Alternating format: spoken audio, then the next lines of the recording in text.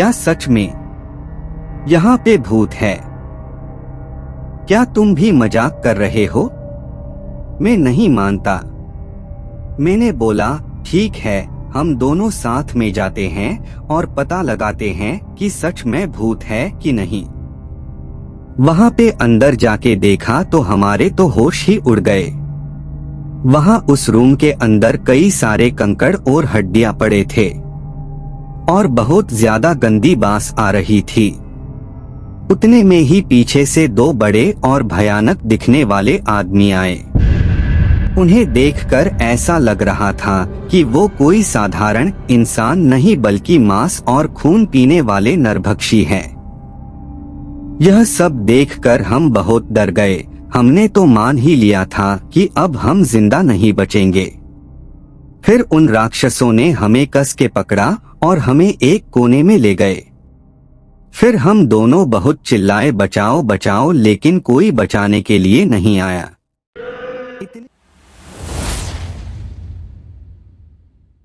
जय माता दी दोस्तों, स्वागत है आपका अपने चैनल में। तो दोस्तों, आज की कहानी जो मैं आपसे शेयर करने जा रहा हूँ वो है दिल्ली के एक लड़के की जिसका नाम दीपक है।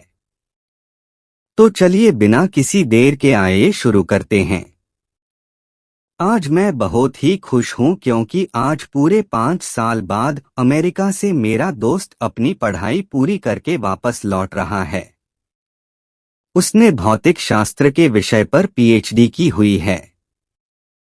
उसका मानना यह है कि दुनिया में जो भी कुछ हो रहा है उसमें कहीं ना कहीं साइंस छुपा हुआ होता है। खैर जो भी हो, पर इस कहानी में ऐसा तो क्या हुआ कि उसकी साइंस भी काम नहीं आई। चलिए आज हम पूरी कहानी बताते हैं। जब वो अमेरिका से वापस आया तो सीधा मुझसे मिलने के लिए मेरे घर पे आ गया और आकर ही मुझसे गले मिल गया। मैं भी उसे देखकर बहुत खुश हो गया। मैंने बोला, अरे रेहान, अमेरिका से कब लौटा? मुझे बताया भी नहीं, आज ही लौटा हूँ। तुम्हें सरप्राइज देना चाहता था इसीलिए मैंने तुम्हें नहीं बताया। और बता, क्या हाल चाल है? घर में सब कैसे हैं? मैंने कहा, सब बढ़िया है और घर में भी सब अच्छे हैं। तू बता, तू कैसा है? तुम्हारी पढ़ाई पूरी हो गई क्या? हाँ, मेरी पढ़ाई तो कंप्लीट हो गई और अब मैं हमेशा के लिए इंडिया वापस आ गया हूँ। अब हम दोनों मिलके खूब मस्ती करेंगे। मैंने कहा, ठीक है, पर आज तुम्हें मेरे घर पे खाना खाने के लिए आना पड़ेगा। वो बोला, जरूर आऊंगा, और उसके बाद हम कहीं घूमने के लिए जाएंगे, कुछ तूफानी करेंगे, ठीक है ना? मैंने बोला, ठीक है। उसके बाद हम दोनों ने रात को खाना खाने के बाद हमारे गांव के पुराने किले में घूमने के लिए गए। मैंने बोला, रेहान, क्या तुम्हें पता है ये किला बहुत ही ज्यादा प्रचलित है? उसने हैरान होके बोला, ओह, तो ये है तुम्हारा तूफानी अंदाज। क्या यार, तुझे कोई अच्छी जगह नहीं मिली कि तू मुझे यहाँ ले आया? किला। मैंने बोला, तुम चलो तो सही, बहुत मजा आएगा। लोगों का मानना यह है कि यह भूत प्रेत जैसी आत्माएं रहती है। रेहान, क्या सच में यहाँ पे भूत है? क्या तुम भी मजाक कर रहे हो? मैं नहीं मानता। मैंने बोला, ठीक है, हम दोनों साथ में जाते हैं और पता लगाते हैं कि सच में भूत है कि नहीं। फिर हम दोनों किला के अंदर चले गए। किला काफी बड़ा था और थोड़ा भयानक भी लग रहा था। ऐसा लग रहा था कि कई दिनों से यह साफ सफाई नहीं हुई है। फिर हमने उस किले से थोड़ी दूर एक मां काली मंदिर के पुजारी से बात की। पंडित जी, हमने सुना है कि यहाँ आसपास कोई भूत का निवास है, क्या यह बात सही है? यह सुनकर वो पुजारी हमको घूरने लगा और बोला, चले जाओ यहाँ से, ये जगह तुम्हारे लिए सही नहीं है। मैंने बोला, क्यों पंडित जी? पंडित जी, आओ मेरे साथ, मैं आपको बताता हूँ। इतना कह के वो हमें उस किले के एक कमरे में ले गया और हम जैसे ही अंदर गए तो वो पुजारी ने बाहर से उस कमरे को लॉक कर दिया। यह देखकर मैं और मेरा दोस्त रेहान घबरा गए। वहां पे अंदर जाके देखा तो हमारे तो होश ही उड़ गए। वहां उस रूम के अंदर कई सारे कंकड़ और हड्डियां पड़े थे और बहुत ज्यादा गंदी बास आ रही थी।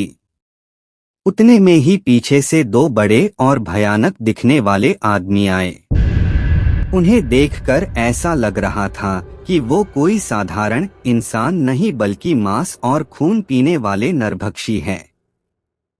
यह सब देखकर हम बहुत डर गए। हमने तो मान ही लिया था कि अब हम जिंदा नहीं बचेंगे। फिर उन राक्षसों ने हमें कस के पकड़ा और हमें एक कोने में ले गए। फिर हम दोनों बहुत चिल्लाए, बचाओ बचाओ, लेकिन कोई बचाने के लिए नहीं आया। इतने में ही वो पंडित जी एक बड़ी चमत्कारिक तलवार लेकर हमारे रूम में आए। फिर उन तीनों ने रूम में आग लगा के मंत्रोच्चार करना शुरू कर दिया। हमने यह सब देखकर डर के मारे और ज्यादा जोर जोर से चिल्लाने लगे, लेकिन किसी ने हमारी आवाज नहीं सुनी। मैंने उस पंडित से पूछा कि कौन हो तुम? उसने बड़े ही डरावने आवाज में कहा, बरम राक्षस नाम तो सुना ही होगा। मैंने उसे कहा कि क्या चाहिए तुम्हें? ये लड़के मरने से पहले तेरी ये इच्छा भी पूरी कर देता हूँ।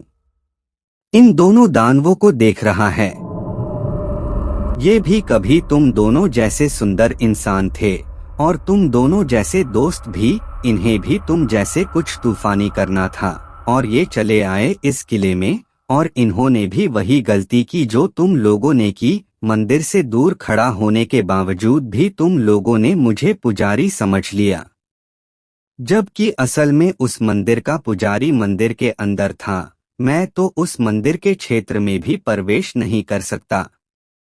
बहुत पहले मैं इसी मंदिर का पुजारी था, लेकिन मैं भगवान की पूजा छोड़ के शैतान को पूजने लगा। मैं इसी किले में अपनी तंत्र साधना किया करता था।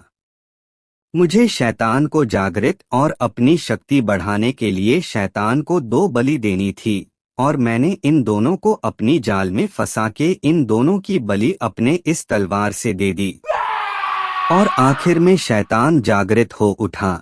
ये दोनों अब प्रेत बनके मेरी और शैतान की सेवा करते हैं और कुछ देर बाद तुम दोनों भी यही करोगे। ये बोल के वो जोर जोर से हंसने लगा। मैंने उसे बड़े ही हिम्मत से पूछा कि फिर तुम तांत्रिक से बरम राक्षस कैसे बने? उसने बड़े गुस्से से जवाब दिया, उस पंडित के वजह से। उसने मुझे बलि देते हुए देख लिया था और उसने जाकर ये बात गांव के सरपंच को बता दिया। पूरे गांव में ये बात फैल गया और सब गांव वालों ने मुझे इसी किले के कमरे में बंद करके पूरे कमरे को आग के हवाले कर दिया और उस दुष्ट पंडित ने मुझे यहाँ मंत्रों से बांध दिया।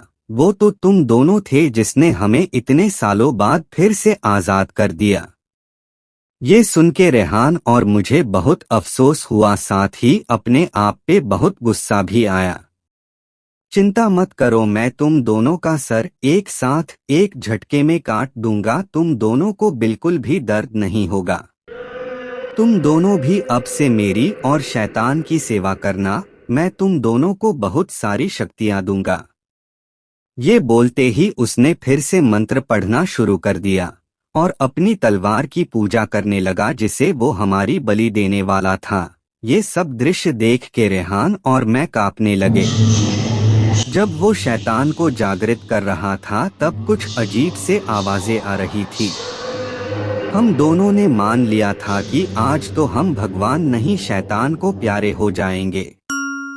बेटा, जब जब भी तुम्हें कोई संकट सताए तो अपनी माँ काली को याद कर लेना और देखना कि माँ कैसे चली आती है अपने बच्चों की मदद के लिए। क्या मॉम, ऐसा भी कभी होता है? आप भी ना? प्यास के मारे मेरा गला सूख रहा था और मुझे अपनी माँ की बातें याद आ रही थी। क्या पता कि मैं फिर कभी उनसे मिल सकूं। मैंने अपनी मॉम की बातें याद की और दिल से माँ काली को पुकारने लगा। रक्षा करो माँ रक्षा करो। मैंने अपनी पूरे दम से जयकार लगाया, जय माँ काली, जय माँ काली। रेहान ने भी फिर ऐसा ही किया। उस दुष्ट बरम राक्षस ने कहा कि बुला ले जिसको भी बुलाना है, कोई नहीं आएगा। यहाँ का राजा मैं हूँ, यहाँ सिर्फ मेरी चलती है। फिर वो ही हुआ जिसका डर था। वो अपनी बड़ी और चमकीले तलवार लेके हमारी तरफ बढ़ने लगा, लेकिन हमने भी माँ काली की जय जयकार करना बंद नहीं किया। तभी पास के माँ काली के मंदिर से घंटियों की आवाज आने लगी और तभी किसी ने जोर से दरवाजा को धक्का मारा और फाइनली दरवाजा खुल गया। मैंने देखा कि एक औरत एक लंबी लाठी लेके बड़ी तेजी से आ रही है। जब वो औरत पास आई तो मैंने देखा कि वो औरत और कोई नहीं बल्कि मेरी माँ थी। मैंने बोला कि मॉम आप जाओ यहाँ से, ये लोग बहुत खतरनाक है, मुझसे ज्यादा नहीं बेटा। ऐसा बोलते ही मॉम ने पहले उन दोनों प्रेतों को अपनी लाठी से मार डाला, जिसके कारण वो जल गए और वो बरम राक्षस मॉम के डर से किले के बेसमेंट में चला गया। मॉम ने हम दोनों को वहां से निकाला और हमें खूब डांट लगाया। हमने उनसे माफी मांगी और फिर वही पास के काली मंदिर में हमने आशीर्वाद लिया। मॉम ने हमसे बोला कि मैं यहाँ मंदिर में रुकूंगी, तुम लोग पुजारी जी के साथ जाओ। मैंने उन्हें समझा दिया है कि क्या करना है। पुजारी जी ने वो किला को मंत्रों द्वारा बांध दिया। हम जब मंदिर पहुंचे तो मॉम घर जा चुकी थी। रात के करीब 1 बजे जब रेहान और मैं घर पहुंचे तो देखा कि मेरे और रेहान के घर पे सब परेशान हैं। मेरी मॉम ने मुझे बोला, कहाँ थे तुम लोग सुबह से, तुम लोग का कोई अता पता नहीं है। हम अभी पुलिस में रिपोर्ट कराने जाने ही वाले थे। ये सुन के हम दोनों के होश उड़ गए। मॉम ये आप क्या बोल रही हैं? आप तो हमारे साथ थी ना, आपने ही तो हमें उन भूतों से बचाया था। हाँ आंटी, दीपक सही बोल रहा है। ये क्या बकवास कर रहे हो तुम दोनों? मैं तो कब से यही थी। डांट से बचने के लिए तुम दोनों ने नई तरकीब लगाया है। खबरदार, अगर आज से तुम दोनों ने ऐसा किया तो मुझसे बुरा कोई नहीं होगा। चलो अब घर के अंदर। ये सुन के हम दोनों के होश उड़ गए। दोस्तों, दीपक और रेहान का कहना है कि वो औरत और कोई नहीं बल्कि साक्षात माँ काली थी। एक वही है जो नामुमकिन को मुमकिन बना सकती हैं। और आज दीपक और रेहान माँ काली के भक्त बन गए हैं। दोस्तों, आपका क्या कहना है इस बारे में? इसे नीचे कमेंट में जरूर बताएं। आपको क्या लगता है कि वो औरत कौन थी? साथ ही आपके चैनल को लाइक, शेयर एंड सब्सक्राइब जरूर करें। मैं आपसे जल्द ही मिलूंगा एक नए पॉडकास्ट में कुछ और सच्ची घटना पे आधारित कहानी लेके। जय माता दी, राधे राधे, सीताराम।